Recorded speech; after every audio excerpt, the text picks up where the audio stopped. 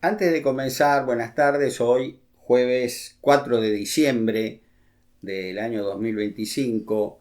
Me olvidé el martes pasado de hacer eh, una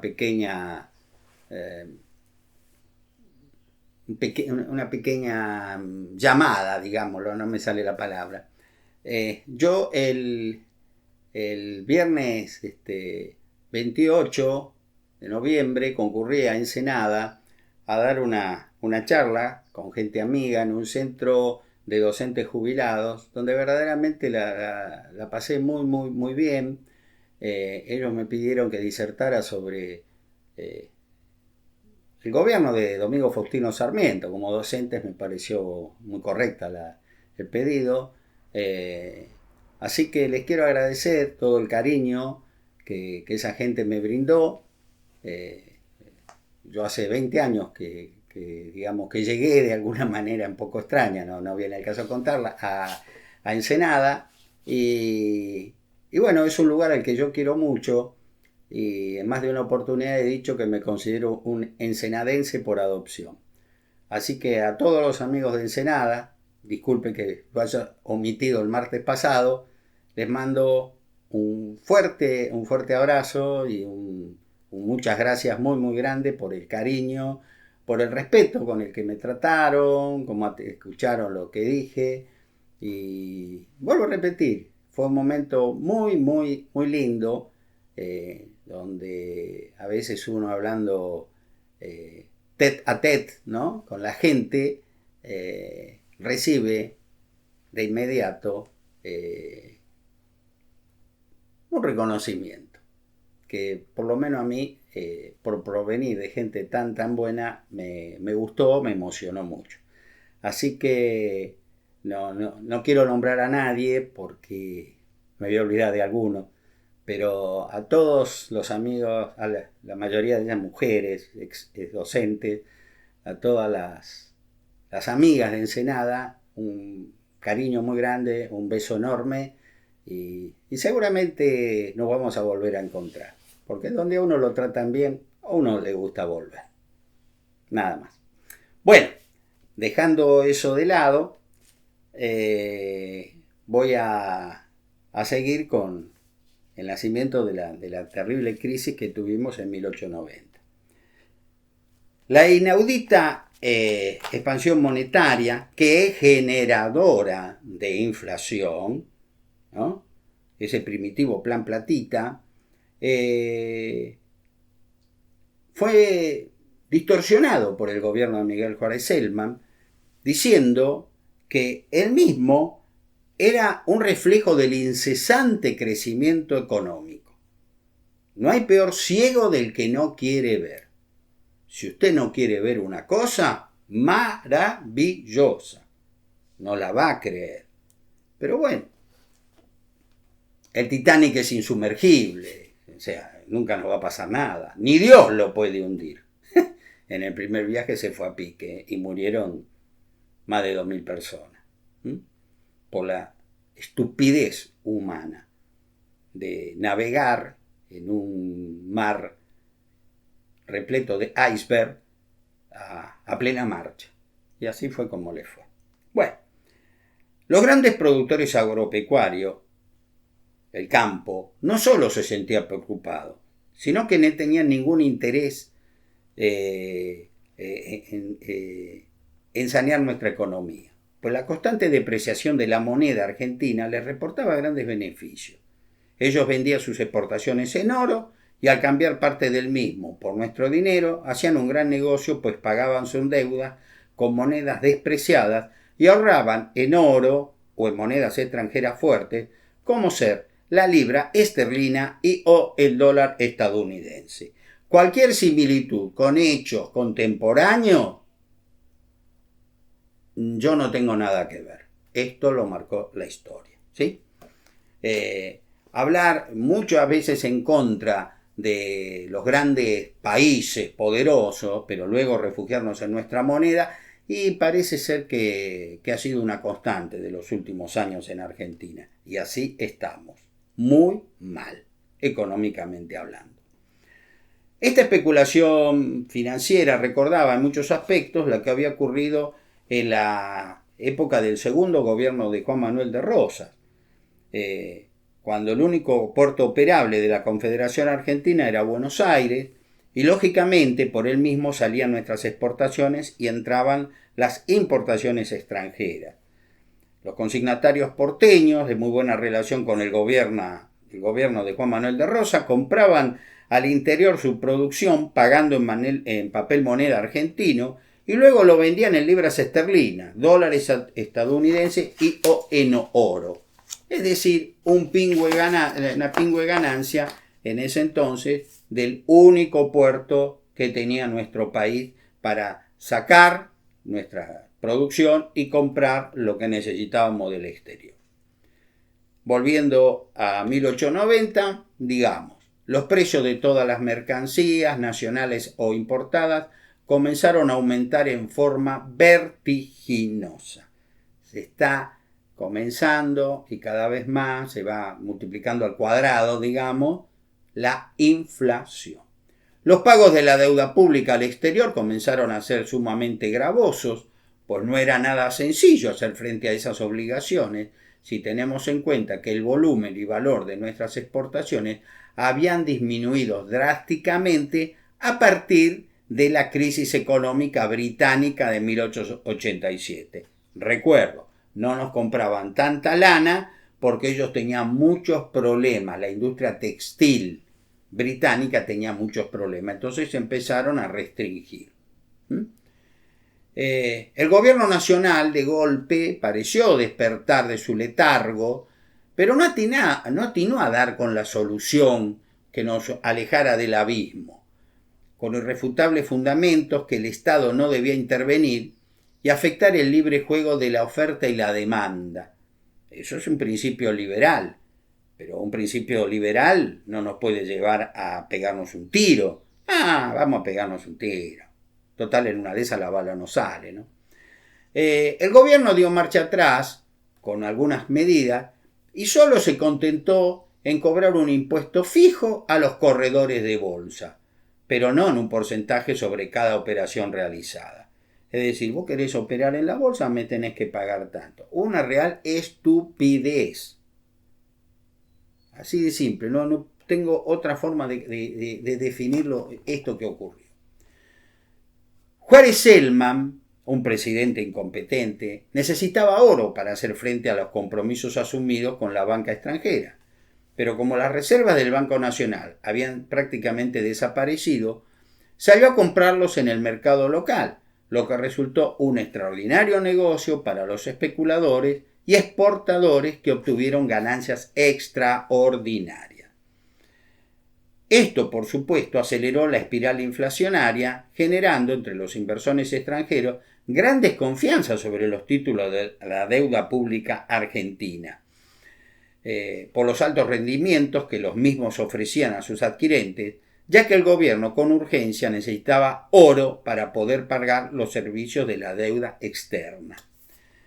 La primera gran señal de alarma internacional se dio en Londres, cuando la firma Baring Brothers, nuestra vieja conocida, acuérdese del empréstito que firmó el gobernador de la provincia de Buenos Aires, el general Juan Gregorio de las Heras, en 1824, con esta firma leonina, que ya lo expliqué, no lo voy a volver a explicar, pero la Baring Brothers no pudo colocar en el mercado local un empréstito de 3.500.000 libras, cuyo monto estaba destinado a seguir continuando expandiendo la red de agua potable porteña. En 1889 la situación continuó agravándose.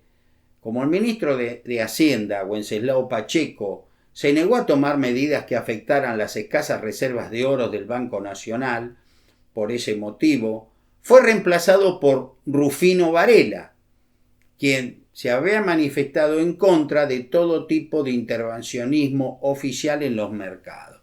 Que el mercado arregle el lío que se ha creado en el propio mercado. El gobierno, el Estado, no se mete. Locura total. Locura total.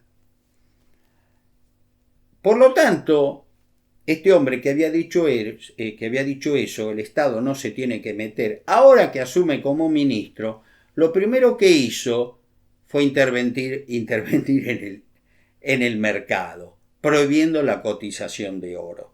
Quizás se dio cuenta, quizá alguien le dijo, hay que intervenir, es una locura que no intervengamos.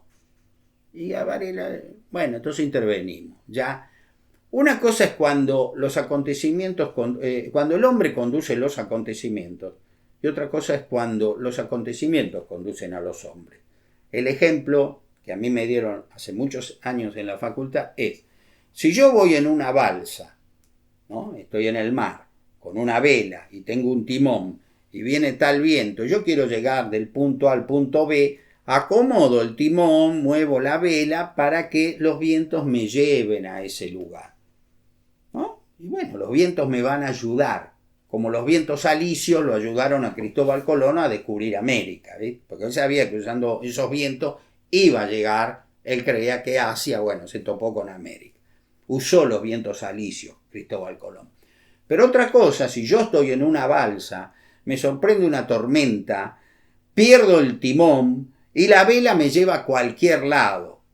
Eso es lo que le va a pasar a la República Argentina. Ese es el segundo ejemplo de lo que nos iba a pasar.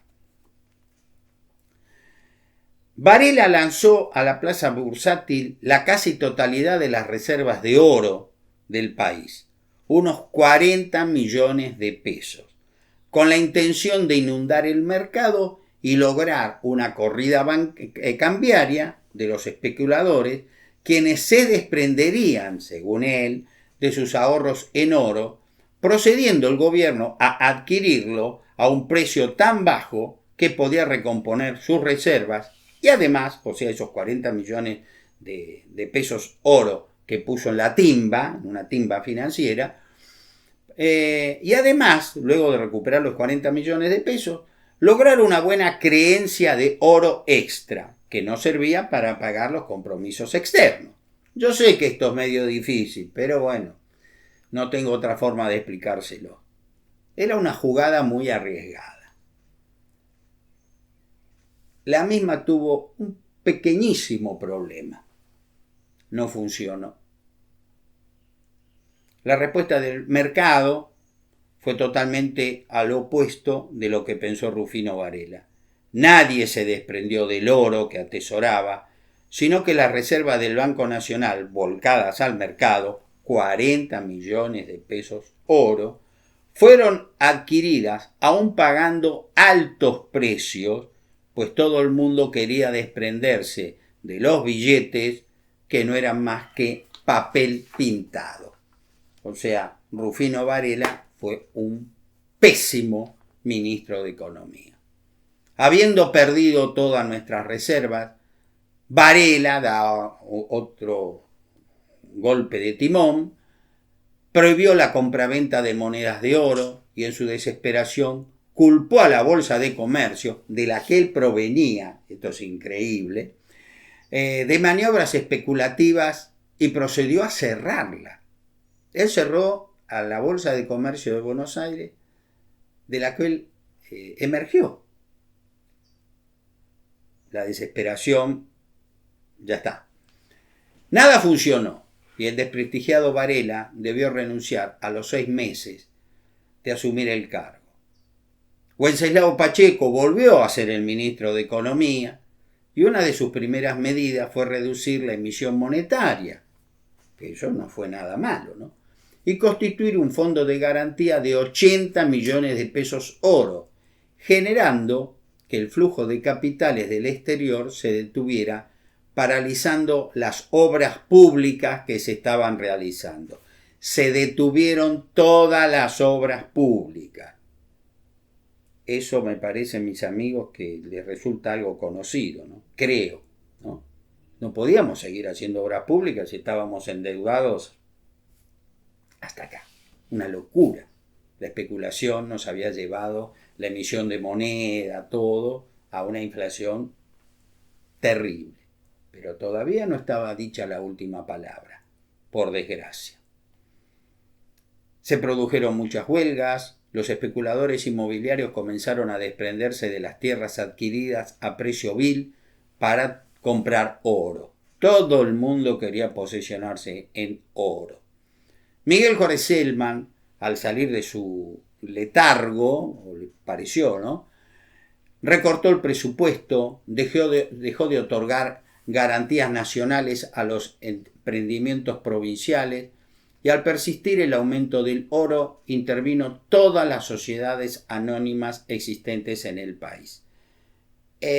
Podríamos decir en un idioma coloquial, empezó a dar manotazos de ahogado.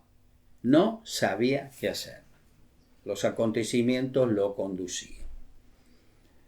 La oposición política, antes dispersa, decidió unirse y enfrentar al Partido Autonomista Nacional, el partido gobernante, y realizó una reunión el domingo 1 de 1889 en el Jardín de la Florida, donde los opositores analizaron descarnadamente la gravísima situación económica en la que se encontraba nuestro país.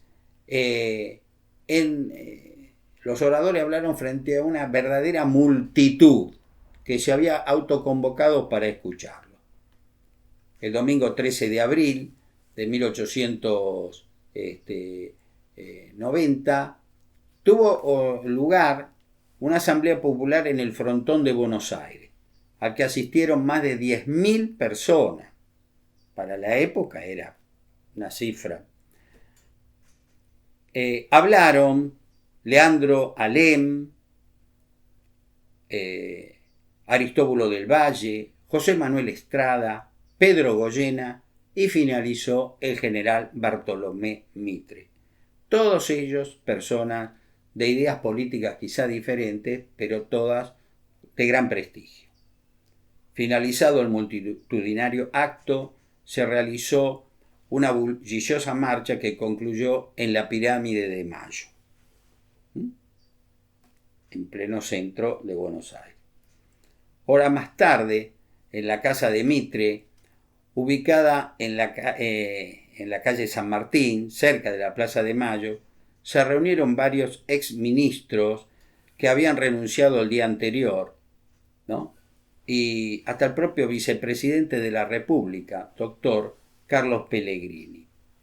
El siguiente cuadro facilitará comprender la verdadera situación imperante en el país. Gobierno de Miguel Juárez Selman. Crecimiento de la deuda pública. En 1887 la deuda pública alcanzaba a los 171.500.000 pesos oro. 1888, 297.500.000 pesos oro. 1889, 326.500.000 pesos oro. Y en 1890, 374.500.000 pesos oro. Verdaderamente era el desastre. Era el desastre.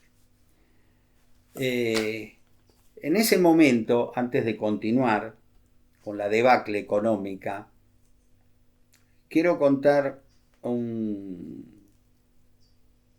cosa muy importante que realizaron dos emisarios argentinos a un congreso americano que se realizó en Washington.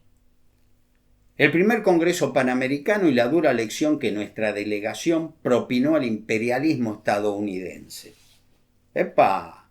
¿Cómo? Sí.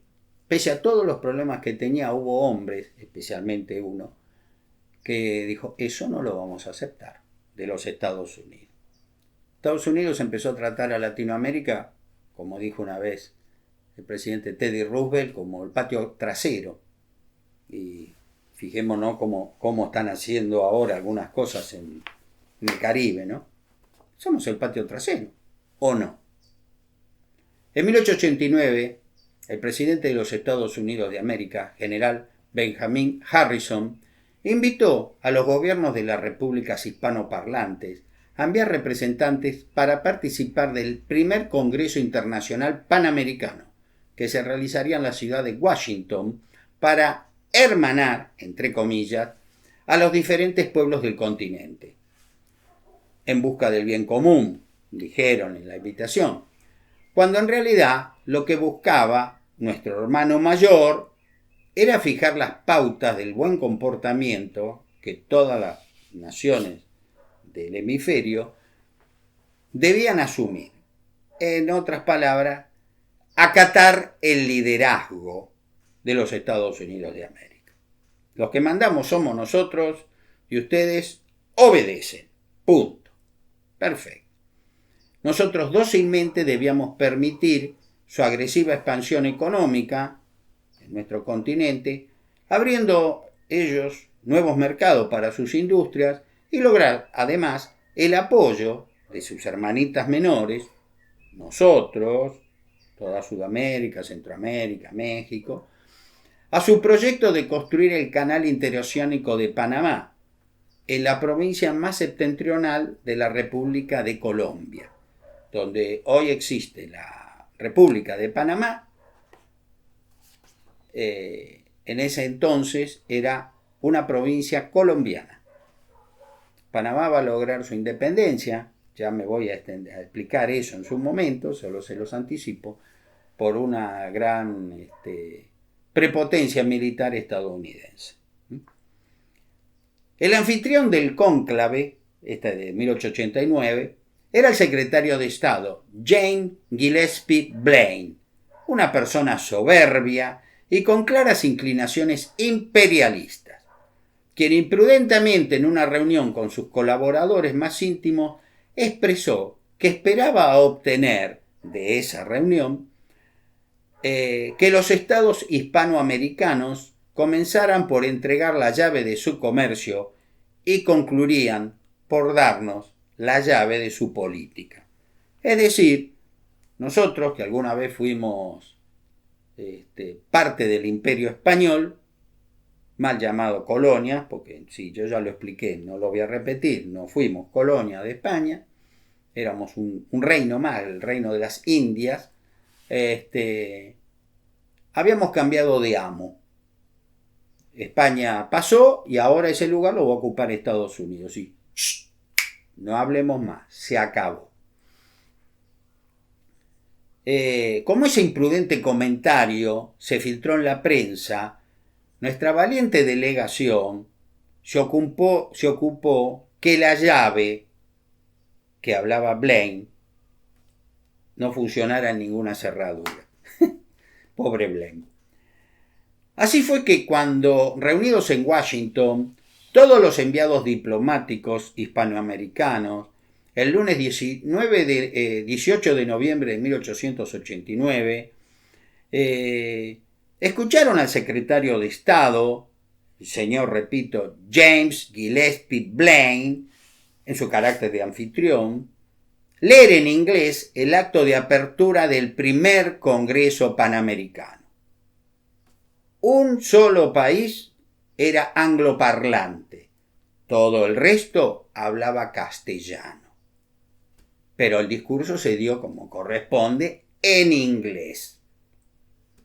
Al concluir, cuando pretendió pasar a otros temas, de pronto observó, con cierto asombro, que uno de los delegados argentinos, el doctor Manuel Quintana, que era el presidente de nuestra delegación de 2 hombres, levantó la mano. Entonces Blaine lo miró, me imagino, asombrado. Le dijo, ¿yes? ¿Qué le pasa? Y nuestro representante, el doctor Quintana, con gran ironía, le solicitó que por favor se leyera de nuevo el acta de apertura, porque tanto él como su colega, el doctor Roque Sáenz Peña, un argentino muy fantástico, perdóneme, no me sale otra expresión, un hombre extraordinario, un gran patriota, Roque Sáenz Peña, no hablaba en inglés, lo que en realidad no era cierto. Blaine se quedó congelado, miraba para todos lados. ¿Y ahora qué hago? ¿Qué dijo? Claro que ellos no hablan inglés. Estos argentinos, los dos delegados argentinos no hablan inglés. ¿Y ahora qué hacemos? Blaine entró en pánico ante su estupor y de sus colaboradores, porque ninguno de ellos hablaba castellano. Luego de unos instantes, donde hubo murmullos, algunas risas apagadas, me imagino todos los delegados habrán dicho, qué bien que tuvo Quintana, cómo le hizo morder el polvo a este muchacho. Uno de los delegados, no, la verdad que no sé de qué país fue, levantó la mano y le dijo en inglés a Blaine, si usted me permite, se lo voy a traducir en castellano a mi colega argentino. Y entonces, tic, tic, tic, tic, se lo dijo. Cuando terminó de hablar, este representante, que no era Blaine, por supuesto, Quintana se lo agradeció y bueno, ¿qué se quiso marcar con eso? Que nosotros éramos invitados o nosotros éramos rehenes. ¿Cómo puede ser que un solo país habla inglés y el resto, casi 20 países, hablan castellano y el Congreso se va a realizar en inglés? Epa, poquitito de soberbia, ¿no? Del señor Blaine. Les recuerdo, mis queridos amigos, que el doctor Manuel Quintana, en su momento, no tuvo un buen comportamiento. Ustedes recordarán, con el caso del Banco de Londres y Río de la Plata de Rosario, cuando había una cañonera británica en el puerto de Rosario amenazando, y verdaderamente ahí Quintana no estuvo bien, estuvo muy muy mal. Estanislao Ceballos lo recordó diciendo que prácticamente nuestro canciller lo echó de muy mala manera. Quintana ahí estuvo muy mal, pero en esto estuvo brillante, brillante. El viril gesto de la delegación argentina tuvo eco en la prensa estadounidense, eso hay que reconocérselo. Los periodistas de Estados Unidos son totalmente libres y cuando ven un caso de patoterismo, como fue el del secretario Blaine, tomaron partido por los más débiles, es decir, por la delegación argentina. Un periódico de Washington, con gran imparcialidad, justo reconocerlo, efectuó un descarnado comentario editorial sobre lo ocurrido, del papelón que había sufrido Blaine, que fue la comidilla de la ciudad, y expresó en un editorial esto: si la delegación norteamericana hubiera tenido un miembro del tesón y la talla de Manuel Quintana, se habría gloriado de él como su país debe gloriarse. Es decir, un pequeño país del fin del mundo llamado Argentina, en Washington, capital de los Estados Unidos, se les plantó y les dijo, por favor, que las discusiones que vayamos a tener sean en castellano y en inglés, no solo en inglés, porque nosotros no sabemos inglés. La verdad que Manuel Quintana y Roque Sáenz Peña con esto se ganaron por lo menos mi aplauso. En otra sección de ese congreso, el doctor Roque Sáenz Peña, brindando una respuesta catedrática a la pretensión hegemónica estadounidense esbozada por este muchacho James Gillespie Blaine, ¿no? Que también fue filtrada a la prensa, hablando en castellano, con traducción simultánea del malhumorado anfitrión, porque a partir de ese momento todos los delegados de Hispanoamérica se olvidaron de hablar inglés. Todos, siguiendo a la Argentina, hablaban en castellano. Y se le traducía a Blaine al oído rápidamente lo que estaban diciendo, porque Blaine no entendía nada de lo que estaba pasando. El dueño del circo, permítame la comparación, se transformó en el más pequeño de los payasos del circo. gracias a la actitud de la delegación argentina. Dijo Roque Sáenz Peña: ¿cómo podremos los argentinos aceptar la reciprocidad que habla Estados Unidos, sino grabando el pino, las máquinas y el petróleo de los Estados Unidos, con el 70% con que Estados Unidos nos graba nuestras lanas? 70% de gravamen a nuestras lanas. Por Dios. Se ve que estos libros los debe haber leído muy bien el actual presidente de Estados Unidos, ¿no? ¿Se acuerdan? Tanto por ciento de aforo, 50%, 70%, cualquier cosa. Bueno, ya lo hacían. No hay nada nuevo bajo el sol, repito, no hay nada nuevo bajo el sol. En referencia a la llave estadounidense, mencionada imprudentemente por James Gillespie Blaine, que dijo prácticamente que nos teníamos que arrodillar ante los Estados Unidos, Sáenz Peña manifestó: no la conozco, la llave, tal vez porque no tienen ninguna, porque carecen de todo instrumento de clausura, de todo engranaje monopolizador o prohibitivo. Hemos vivido con las aduanas abiertas al comercio del mundo, francos nuestros ríos para todas las banderas, libres las industrias que invitan con sus proyectos al trabajo del hombre y libre, ante todo, al hombre mismo, que se incorpora a nuestra vida nacional, defendiendo en su persona, bajo la garantía del habeas corpus, respetado en su conciencia por la más amplia tolerancia religiosa y amparado en sus derechos por el principio de igualdad civil para nacionales y extranjeros. Por favor, qué cachetada a los Estados Unidos de América le propició el doctor Roque Sáenz Peña. ¡Qué patriota! Nadie recuerda esto, o muy pocos lo saben. El doctor Roque Sáenz Peña, ese gran patriota argentino, finalizó su admirable intervención en el primer Congreso Panamericano con un mensaje superador a la doctrina Monroe, que les recuerdo decía América para los americanos, cuando en realidad decía América para los norteamericanos. ¿Cómo terminó esa brillante alocución el doctor Roque Sáenz Peña?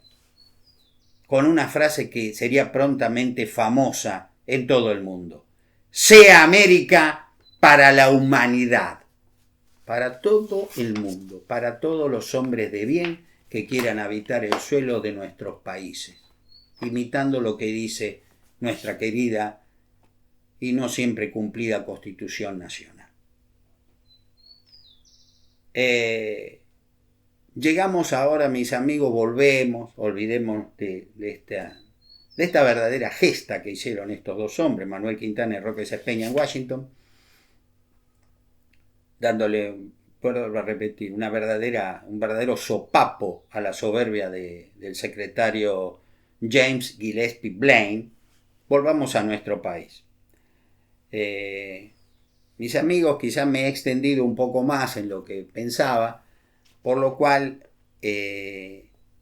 solo voy a anunciar que se nos viene encima la famosa Revolución del Parque, la revolución del sábado 26 de julio de 1890, que en definitiva, aunque va a ser derrotada militarmente, va a terminar con el gobierno de ese incompetente llamado Miguel Juárez Celman. Porque a las cosas hay que decirlas como son. Recientemente una persona que yo quiero mucho, que respeto mucho, me dijo: vos sos muy sanguíneo, Jorge. Vos hablas de una manera que a no todo el mundo le gusta. Tendrías que ser quizás un poco más componedor. Bueno, yo soy así. Es mi naturaleza. No lo puedo evitar. Y a esta altura del campeonato, con los años que tengo, 73, yo ya no voy a cambiar. Es más, no quiero cambiar. Al que no le guste como yo me expreso, bueno, en este caso que no me escuche más, que no adquiera mis libros, pero yo soy de la idea que al pan pan y al vino vino. No tenemos que andar con eufemismo. Miguel Juárez Celman fue una vergüenza para nuestro país. Eso sí, comparándolo con algunos presidentes recientes que hemos tenido, levanta un poco el hándicap, ¿no? Su memoria. Pero ya de eso me voy a ocupar. No me quiero adelantar. Mientras nuestro país se debatía en un verdadero desastre, porque pasamos de la euforia de entregar un gobierno, un país serio, bien consolidado, un sueño por vivir, el paraíso en la tierra, como dijo Edmundo D'Amicis en su libro Corazón, 4 años más tarde, en 1890, estábamos verdaderamente camino al abismo, y yo ya cayendo del abismo. La situación se había deteriorado tanto, que pronto se gestó un movimiento revolucionario. Toda esta gente que fue a mitines, que habló, que dijo esto, llegó un momento que dijeron, bueno, acá hay que hacer otra cosa, nada de marcha, nada de decir que este gobierno es un desastre, acá este gobierno hay que sacarlo. ¿Y cómo lo vamos a sacar? Bueno, hay que voltearlo, por la fuerza de las armas, hay que hacer una revolución. En esa empezaron a reunirse gente de ideas quizás diferentes, pero todos coincidían en algo. Hay que sacar del gobierno a este incompetente que nos está llevando al desastre, porque Juárez Celman nos llevó al desastre. Aristóbulo del Valle, un gran hombre, asumió la dirección de un movimiento cívico-militar, nombrando como comandante de las fuerzas revolucionarias al general Manuel J. Campos. Yo acá, mis amigos, no voy a continuar porque ya no tengo tiempo, pero le digo que se fue armando, se fue tejiendo un movimiento revolucionario que, vuelvo a repetir, agrupó gente de muchísimas ideas, pero se intentó dar un golpe efectivo. Se fijó una fecha, 26 de julio de 1890, en el Parque de Artillería, donde hoy están los tribunales de Buenos Aires, la Suprema Corte de Justicia de la Nación, y pensando que todo iba a ser muy fácil, muy rápido, que iba a caer el gobierno. Lamentablemente la cosa no va a ser así, va a haber combates, va a haber derramamiento de sangre, y lo único que les anticipo, que el gobierno en un principio no cayó, logró sobrevivir, pero ante la incompetencia y la cobardía de Miguel Juárez Celman, sus días, mejor dicho, sus horas estaban contadas. Mis queridos amigos, si Dios quiere, nos veremos el próximo martes, en la que va a ser la charla número 162, si no estoy equivocado, y bueno, vamos a ver cómo termina este momento tan triste de la historia argentina. Tengan ustedes muy buenas tardes.